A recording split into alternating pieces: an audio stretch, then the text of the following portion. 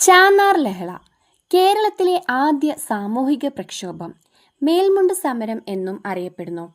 സമൂഹത്തിലെ സവർണ സ്ത്രീകൾക്കുണ്ടായിരുന്നതുപോലെ വസ്ത്രം ധരിക്കാനുള്ള അവകാശം ചാന്നാർ സ്ത്രീകൾക്കുണ്ടായിരുന്നില്ല.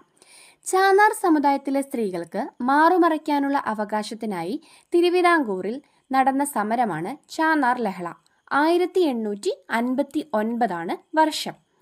1822 മേൽമുണ്ട് സമരത്തിന് നേതൃത്വം നൽകിയത് വൈകുണ്ഠസ്വാമികളാണ്. വൈകുണ്ഠസ്വാമികളുടെ നേതൃത്വത്തിൽ തിരുവിതാംകൂറിൽ നടത്തിയ മേൽമുണ്ട് സമരം ചാന്നാർ ലഹളയ്ക്ക് പ്രചോദനമായി.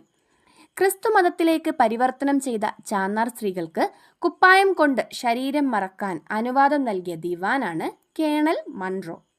1859 ജൂലൈ 26 ഉത്രം തിരുനാൾ മാർത്താണ്ഡവർമ്മ ചാന്നാർ സ്ത്രീകൾക്ക് മാറുമറയ്ക്കാനുള്ള അനുവാദം നൽകിക്കൊണ്ട് വിളംബരം പുറപ്പെടുവിച്ചു.